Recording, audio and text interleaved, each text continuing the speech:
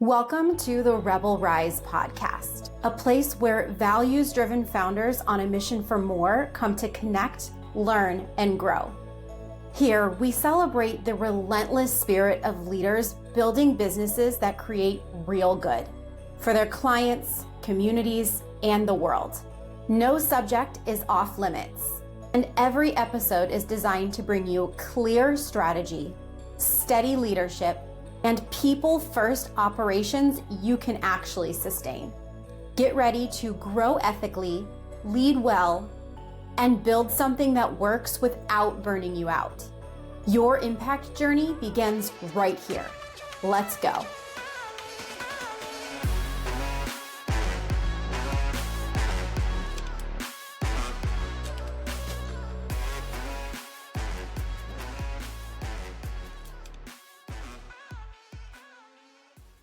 Today, I'm sitting down with Stephanie Ross, and I know I say this all the time, but I'm so excited because she is such a wealth of information.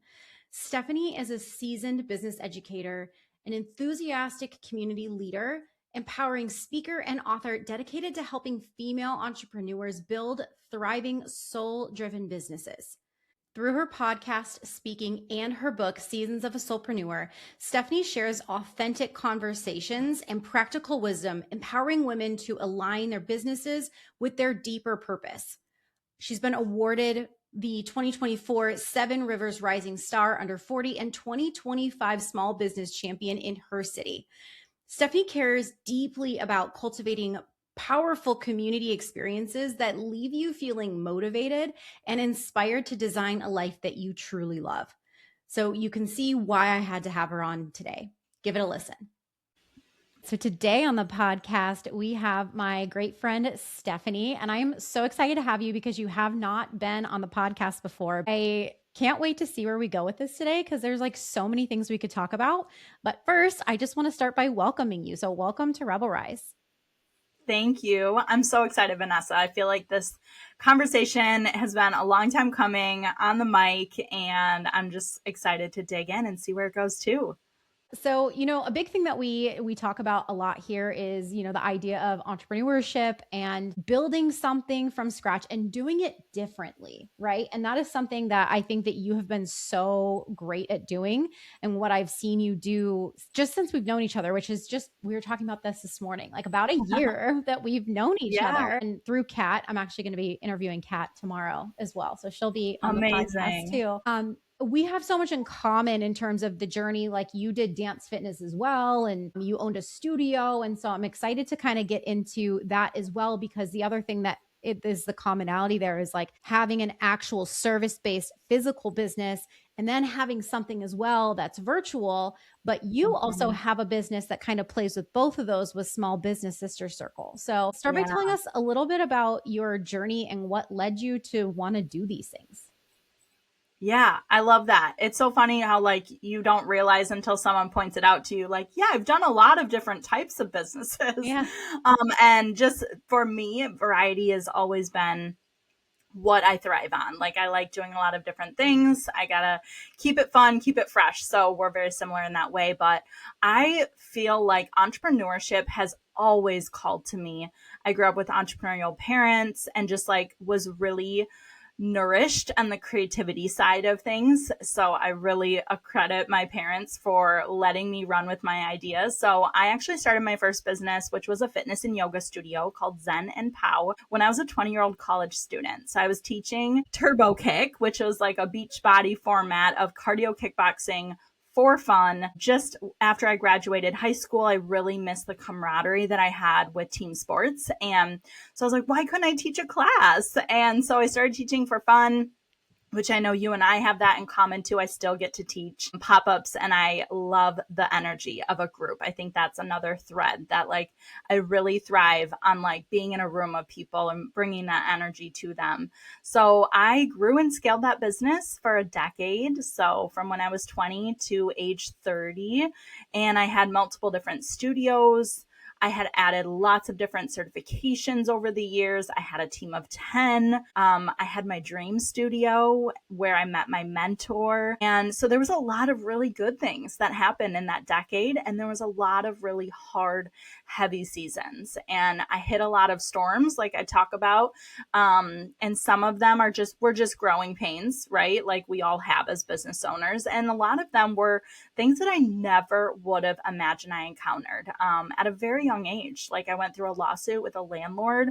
I had to figure out how to make it through COVID as a in-person business owner in a very difficult time. And by the time I was approaching my 30th year, I was having kind of an existential crisis of like, I don't think this is for me anymore. I don't think this is working. Like this was my dream and I don't think it is anymore because I had just burned myself out on every end. I had tried everything. We pivoted during COVID. We created a whole live stream and hybrid studio. And essentially the business I had built had strayed so far from what I intended it to be when I first started. And that was in-person live experiences. And so, I mean, showing up at 5 a.m. to teach to black screens on a computer, like that wasn't what I wanted.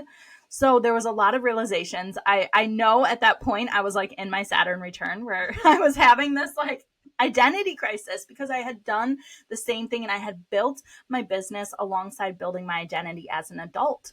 And I think that's something we don't talk about enough is like our first business is like our baby. It becomes who we are, especially at a young age when we're trying to figure out what the heck are we doing on this earth.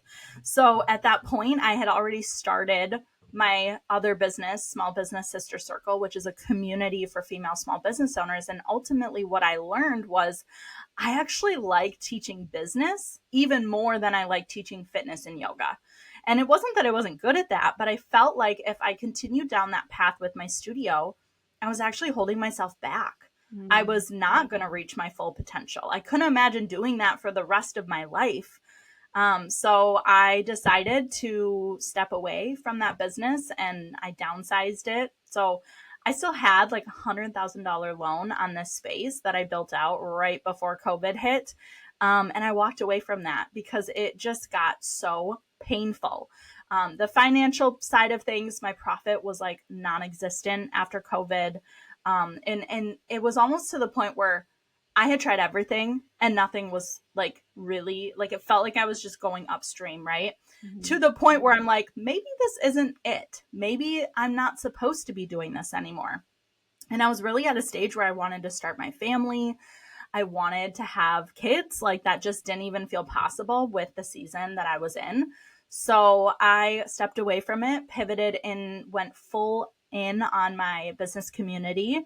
And then I actually started real estate. So I joined my sister on the real estate team. And that's what I've been doing, those two things full time the last 3 years. And it's been a journey. And I'm really grateful for those hard seasons that I went through because I wouldn't be where I am now.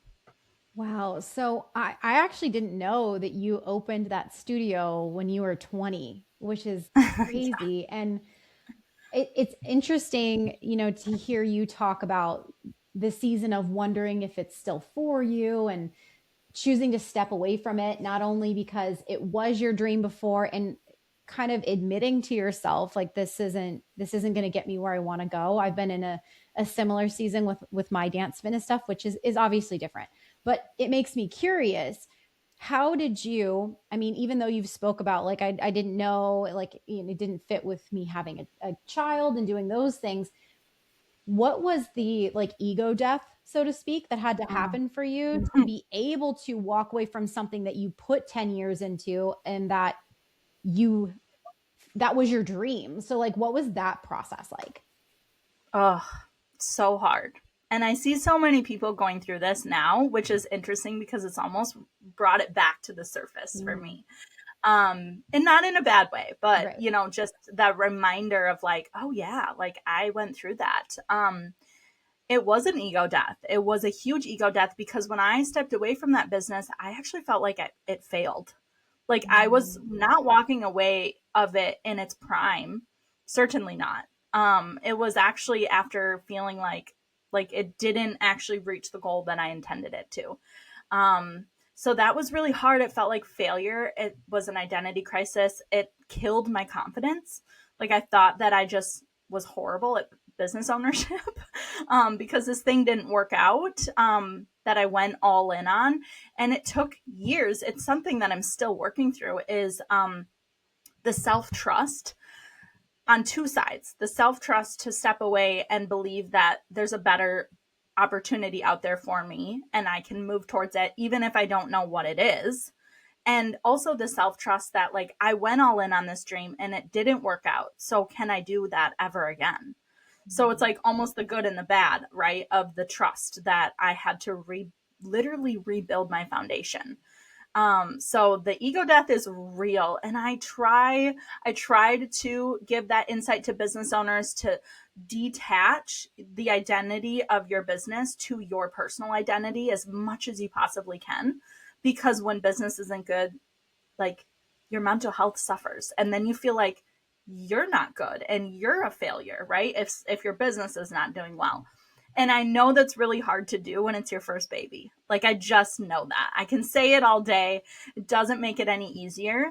But that was something that I really had to learn the hard way. And it's interesting because when I went into real estate, I don't care if like you decide not to buy this house. It's not even my house. Like I'm not attached to it. So that was kind of a nice shift for me.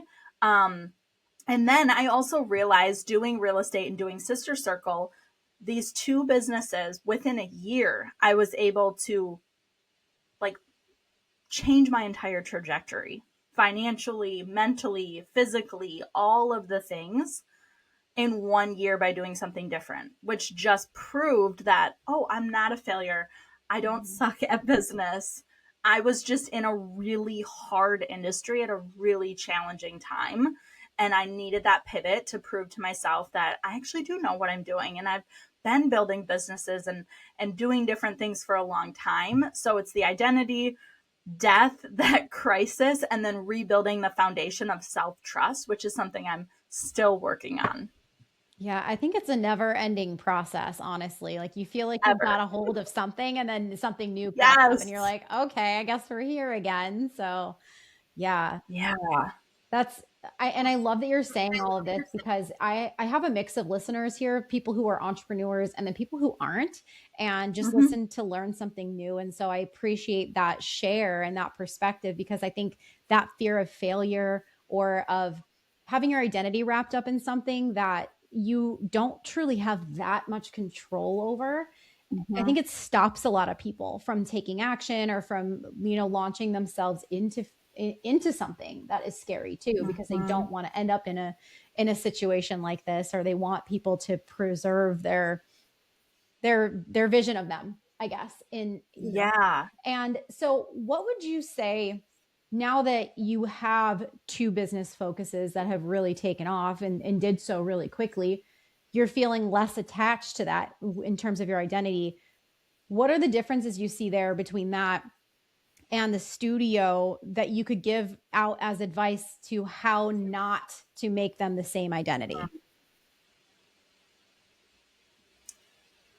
I really try to go back to being that like beginner business owner because in the beginning you're like more fearless and you take big risks and it's all fun because you haven't hit the hard points yet. So for me it's like I did not realize that like fun is truly my number one core value. Mm, And like there's so many things in ownership of business that is not fun. And so when I start to feel like I'm not enjoying the journey or I just keep getting, obstacle after obstacle, like I almost have to go back to the beginning of like, okay, why am I doing this in the first place? So going back to that why, because the why is not to be your business, right? The why is not to be let your business consume you. Most of us get into entrepreneurship to have freedom and flexibility, and how many of us actually have those things, especially mm, in the early years, right? So to really separate, I think the why, your personal why, from your business why. even, because I have like a personal mission, right? That goes beyond just what I do for work. So having that as your guiding light, I think is the most important thing, because not everything you do needs to come back to how you serve and the business that you have. Like there's so much beyond that. So getting out of the like funk that you're maybe in, going back to your personal why as well as your business why, and just having fun, like not taking yourself so seriously, and just getting back to like, what do I actually enjoy about my business? Because I think when we get so wrapped up in the identity piece, it's because we're not having fun. Somewhere we've like lost the joy, or it's become monotonous, or it's become just a struggle. And so to get back to that beginning feeling.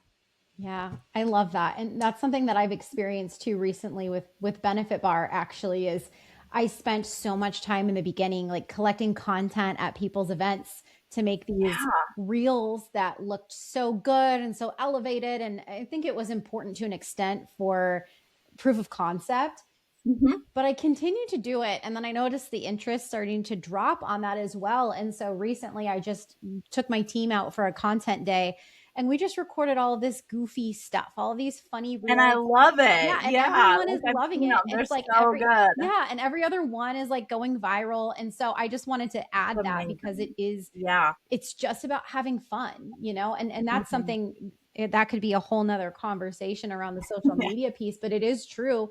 Just showing up authentically, having some fun, that's not only true in real life and in your business, but social media as well. The more you can let go, people actually know more about you that way. That's what I've learned too, is the more I can Yes. relax and maybe be a little bit disorganized and be like, oh yeah, hey, this wasn't the most organized, so sorry about that, but it shows my authenticity instead of trying Mm-hmm. to put myself up on this pedestal that makes me feel untouchable and unrelatable.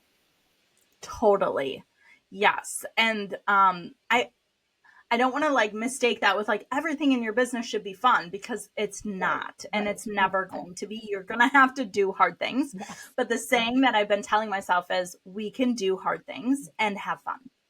Like I used to teach 5 a.m. classes where we were doing burpees and we had a blast, right? Like Yeah. we can do hard things and we can have fun. So, how do we make the things that are more challenging a joy, like just in the smallest tweaks, the little ways to just bring more, yeah, fun into the journey? Because there are going to be seasons that are a grind and they feel like it, right? So if we can find ways to just lighten the mood, have a good time. I love that idea of like taking your team out, let's have some fun creating content. I say that all the time too. It's like social media is an experiment. Like it shouldn't feel like this heavy thing that Mhm. you have to do all the time. Like how can you have fun with it? We can do that with every part of our business. Yeah, I love that.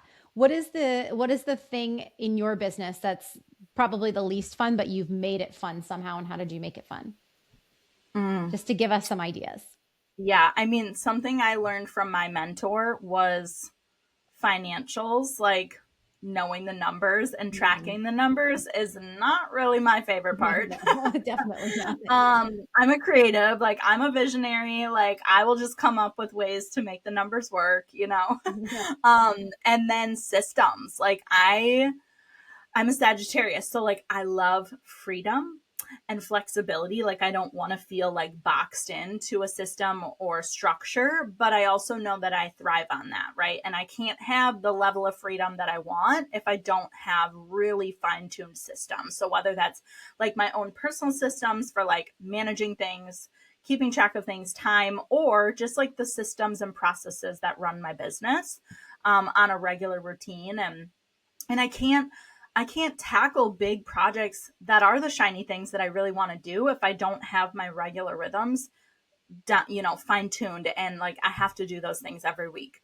And then I get to do the fun, shiny things, right? So for me, it's the financials and the systems. It is not my strength to live in those places, but I also can't be completely removed from them either. I Right. want to know my numbers. I want to be able to dig into my books and understand what that means. Same with systems. Like I don't want to be so far removed that like I don't even know how to go in and edit or fix something if needed.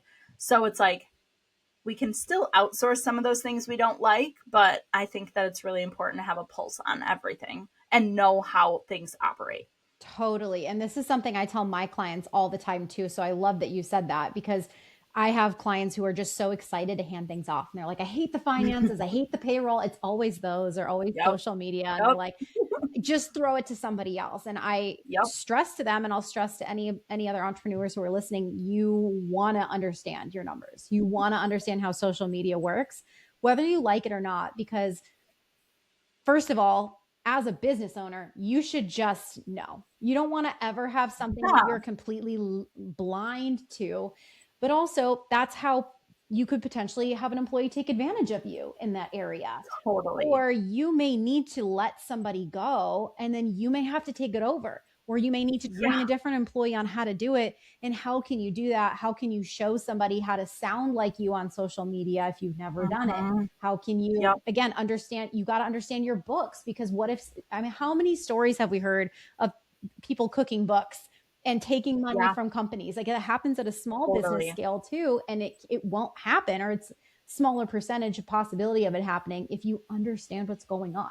So at least learn I it even and then hand it off. And then, like you said, then you can peek in and Yes. dig in whenever you want to because you get it.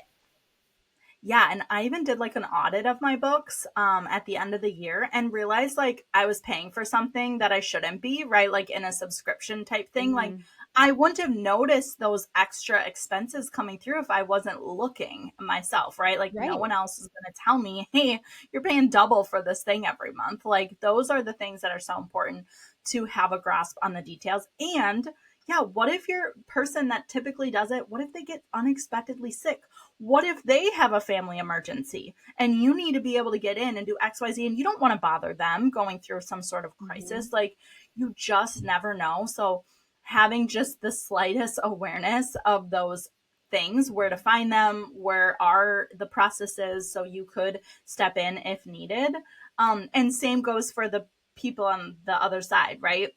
Having systems and processes for your own business, even if you are a solopreneur, if something happened to you, who's going to step in and be able to just do the bare minimum to keep your clients happy or to keep money coming through, right? Like we just truly never know what could come up. And for me, it was like building systems out for my maternity leave was like my goal because I really wanted to be checked out. I didn't want to be bothered.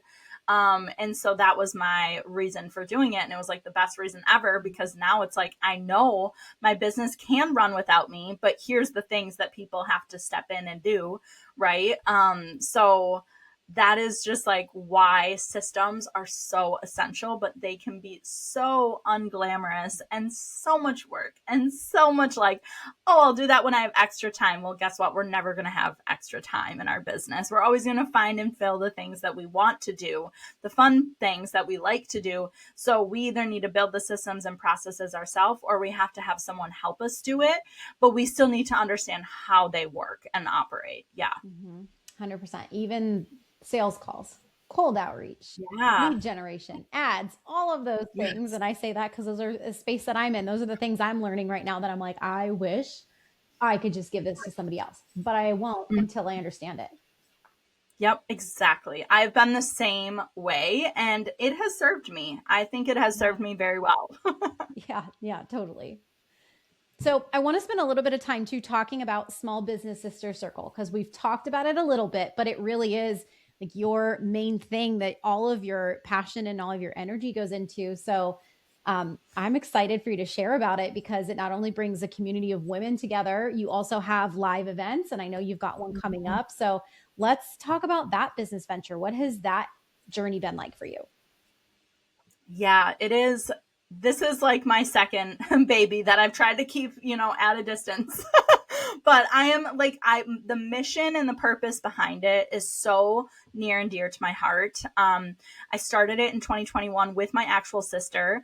And it was just out of this desire to bring growth minded women together and not like your typical networking events, not like BNI, not like chamber, not like here, pass out my business card, like bring women together to learn new business strategies and actually implement and do the thing. And then celebrate each other, support each other, collaborate with each other, and focus on that over, competing, because that can be actually the killer of joy in your business, is just comparison and competition.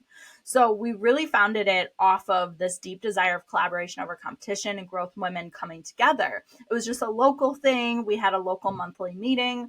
We created a local conference. And that was me actually coming off of a speaker training that I did with my mentor.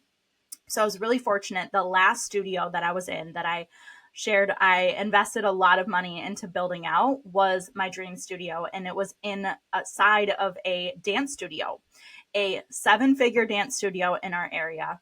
And my mentor, who owned the dance studio, created a community that is global for female and male dance studio owners. They have members nationwide. And so I got to actually be part of this community as a fitness studio owner for about 3 or 4 years. And it was incredible. And this was just virtual, but they had a few in-person events a year that we would go to. And I was lucky enough to be part of that. And so when I had the idea to create Sister Circle, my mentor was like, yeah, you can do this. Like, I've done this virtually. You could do this in person. And so we added some virtual elements so that people could join and we could stay more connected in between the in-person coffee and connection every month.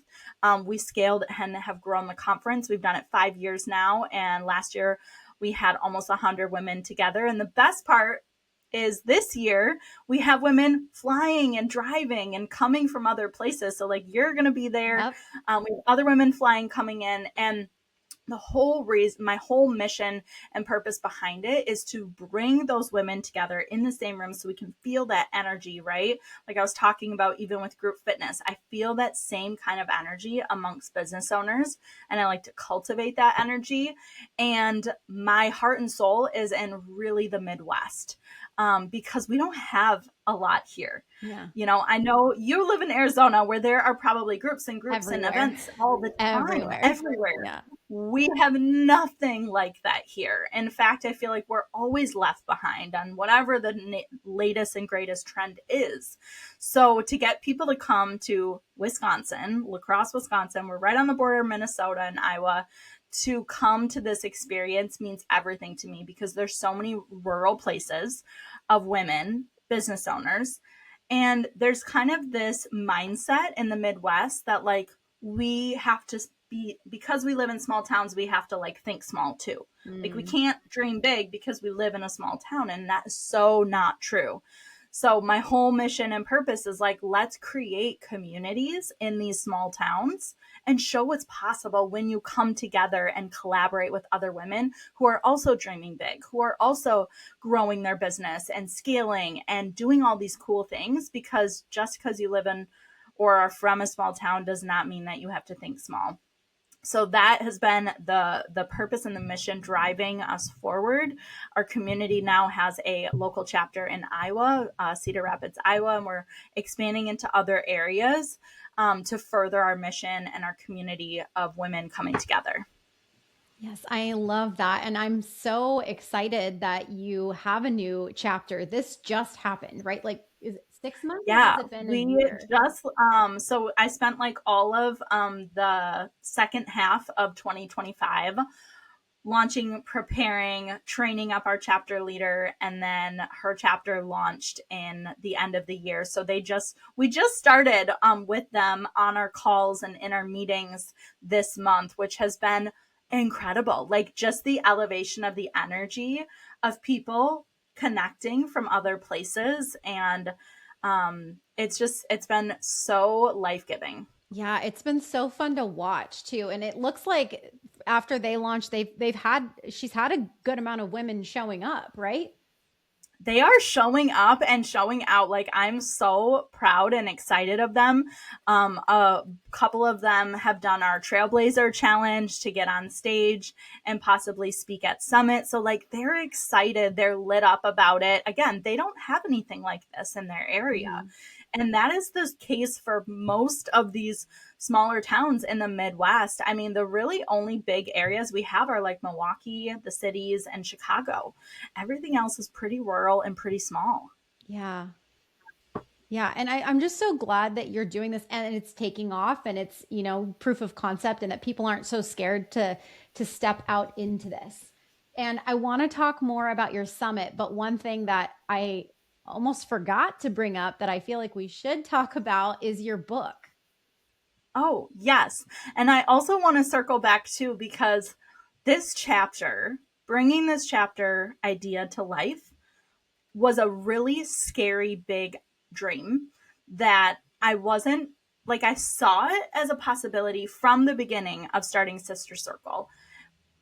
But I questioned myself so many times if this was the thing, because I dreamed big in my first business and I felt like that didn't get me where I wanted to go. It didn't turn out the way that I thought it would. So actually following and saying yes to expanding these chapters was terrifying for me, because it is an investment of time and energy and all of the connections and the building that goes into it. So I feel like I spent the first half of last year kind of resisting it a little bit, like Sure. Yeah. questioning, is this really for me? Should I really do this? And then it was almost like the universe or God just kept saying, like, how many more signs do you need? Because people started asking me about it before I even launched it as an opportunity. And that's when I knew this is for me, because it's not going away. Like, Yeah. it's an idea that just keeps following me. So knowing like that piece of it, when you are questioning yourself, and it's very normal to question yourself when you have this really big vision and big dream, that doesn't go away. But trusting the signs, again, building the self-trust is so important, because again, we can come back from some of those things that maybe didn't go the way that we planned or intended to. And yes, the book was another piece of the journey to expanding chapters. Actually, that was like the book was kind of like my marketing strategy to build rapport and relationships with people to even want to join me in this journey Mhm. of chapter ownership or joining our community or coming to Summit, because they might not know me. And how do I reach those people to build trust when I can't go travel as much as I'd like to? I have a 1-year-old son who, I want to be there for, and I want to be really present with him. So driving everywhere all the time, jumping on flights just didn't really feel aligned. So the book was actually part of my strategy to get my story out there, to share the opportunity of Sister Circle with other women in other places that I maybe wouldn't otherwise meet. Awesome. Yeah. And it's such a good book. It's such a good read. And I will say that this book, there's a lot of people who are entrepreneurs who write books, and they're usually like 97 pages. They're usually like very small. And I don't, It's your book, longer. you wrote like, it's like a real book. Like It's it, like a real book. yeah, and I mean that like in the best way. I'm not saying Yes, like it no, was I too agree. long, Steph, but like you actually like you put your heart and soul into it. It wasn't just Mm-hmm. like, and I'm not trying to throw any shade to anybody who's written smaller books, but like there's some real meat in that book too. Mm-hmm. Yeah, so I started writing that book in my rock bottom moment that I talked about in the beginning of the our conversation, when I walked away from my studio and was like, who am I? What am I doing? Like, and I needed to get these stories out, because there was a lot of trauma there. There's a lot of, like I refer to as entrepreneurial trauma. There's a lot of pain. There was a lot of growth. There was a lot that was kind of just on replay in my head. And I felt like these could serve other people. These are lessons of what I call soulpreneurship. So the book is called Seasons of a Soulpreneur, and it's broken into 4 parts. So it's a garden metaphor of planting seeds, your vision, your dream, growing. We all have growing seasons, and our garden has to grow. And then the weathering of the storms is the seasons of unexpected, unforeseen challenges. So for me, like I shared, that was a lot of COVID and navigating that, and relationships during that, and growth during that.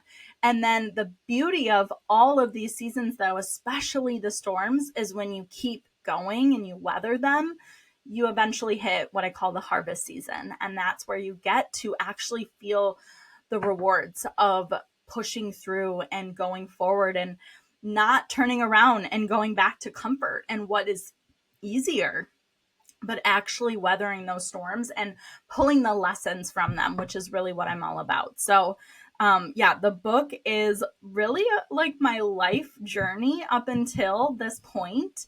And I felt really called to put it out there and publish it before like I got so deep into my 30s and into motherhood, because I wanted the book to feel so real and raw and authentic to the emotions that I was experiencing in that season. I didn't want to write it too far removed from it. But even publishing the book and reading the stories over and over again as I'm writing it, right? And then it comes out and then everyone else is reading it. And it was almost like all of the wounds resurfaced. And it was the most unexpected like shedding season of like, oh, I actually have to go through all of these painful experiences again and just finally release them and like move forward.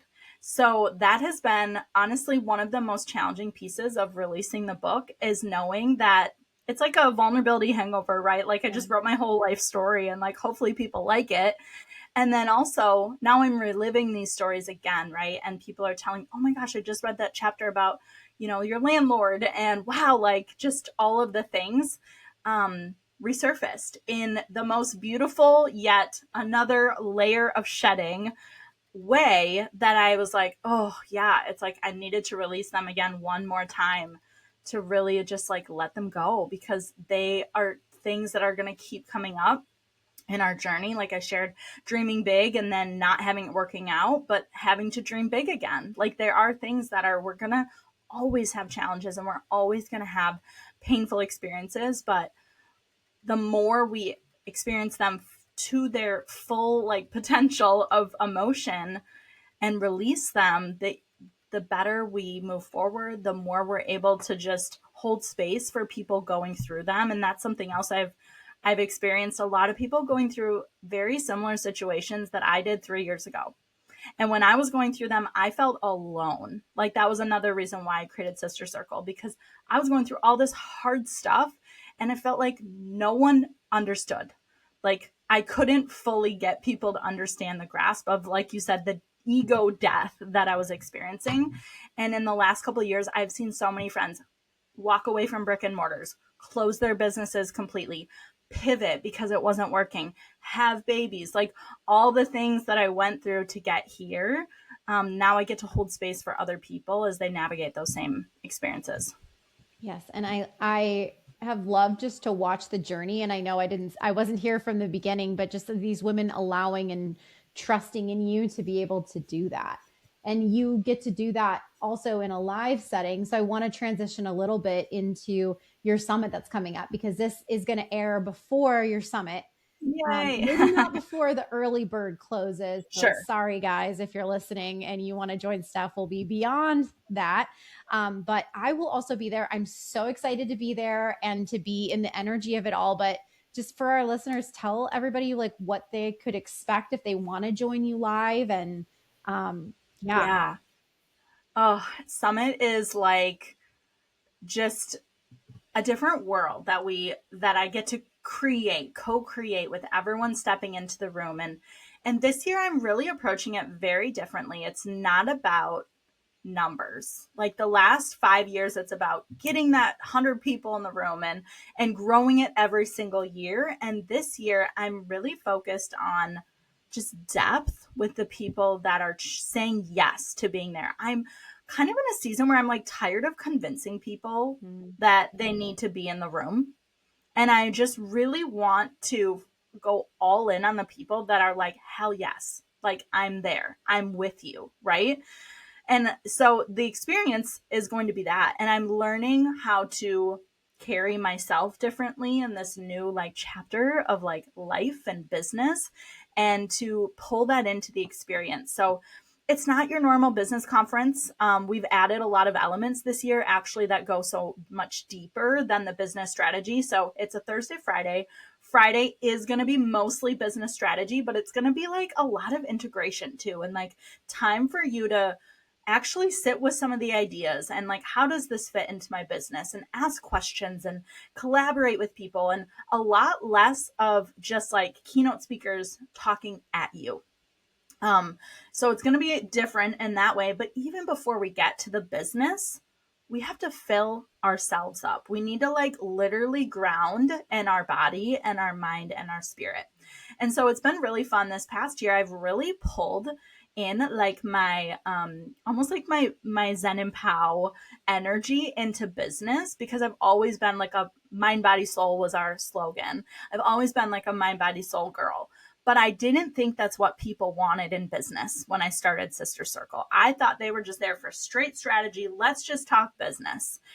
And then I've realized the deeper my journey gets in the healing and the nervous system work and the holding these big dreams and levels, that's actually what these women need as well.